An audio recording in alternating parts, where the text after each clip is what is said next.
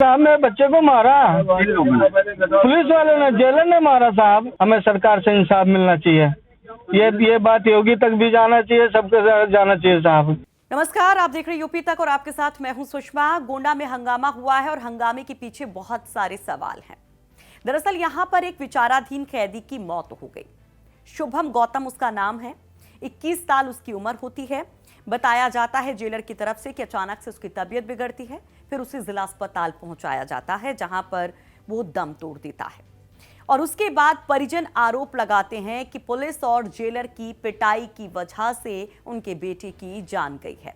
इसको लेकर परिजन हंगामा भी करते हैं। जिला अस्पताल के सामने धरना प्रदर्शन शुरू हो जाता है और काफी मान मनोबल के बाद आखिरकार प्रशासन कामयाब होता है उस धरने को खत्म करवाने में, उस प्रदर्शन को वहां से हटवाने में।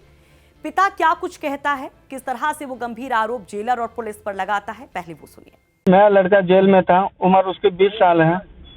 शुभम कुमार गौतम नाम था साहब।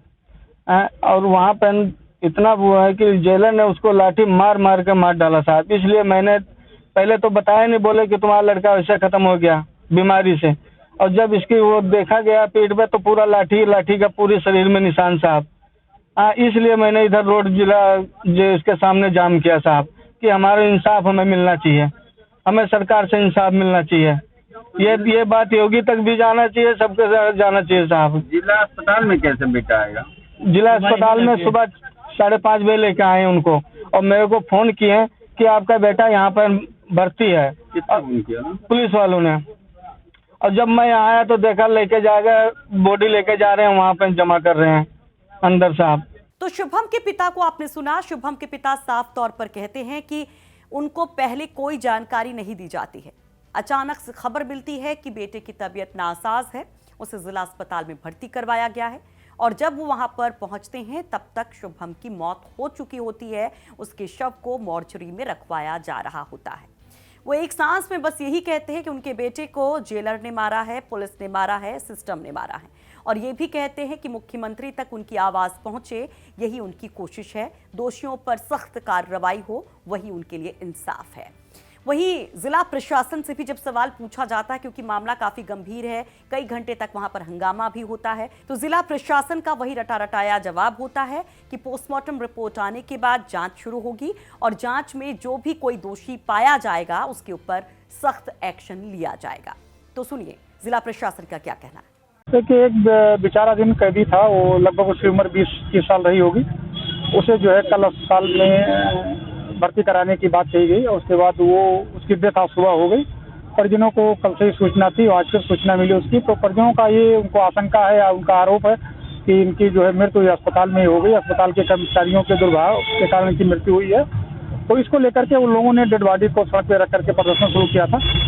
उनको उनसे वार्ता की गई और उनको बताया गया कि नहीं, इसकी पूरी जांच कराई जाएगी, पोस्टमार्टम कराया जाएगा। पंचनामा के बाद पोस्टमार्टम होने के बाद जो भी जांच में दोषी अधिकारी कर्मचारी मिले उनके खिलाफ कार्रवाई की जाएगी। ये बात वो कह रहे थे कि जेल के कुछ अधिकारी कर्मचारी ऐसे हैं जिन्होंने पीट करके इनकी जो है हत्या की है, इस तरह बात कह रहे थे। लेकिन ये सारी बातें जांच के बाद ही पता चलेंगी, इसीलिए जो है उसका पंचनामा पोस्टमार्टम की कार्रवाई कराई जा रही है। तो आपको शुभम के बारे में और जानकारी दे देते हैं। अगर शुभम की बात की जाए तो वो देहात कोतवाली क्षेत्र का रहने वाला था और हत्या के एक मामले में वो 1 साल से जिला कारागार में बंद था। वहीं जेलर ने फोन पर यह कहा, जब हमने उनसे बात करने की कोशिश की तो उनकी तरफ से ये सफाई दी गई कि शुभम की तबीयत पहले से ही खराब रहती थी। उसे ट्यूबरकुलोसिस यानी कि जिसे आम भाषा में हम टीबी कहते हैं, वो बीमारी थी और उसका इलाज भी चल रहा था।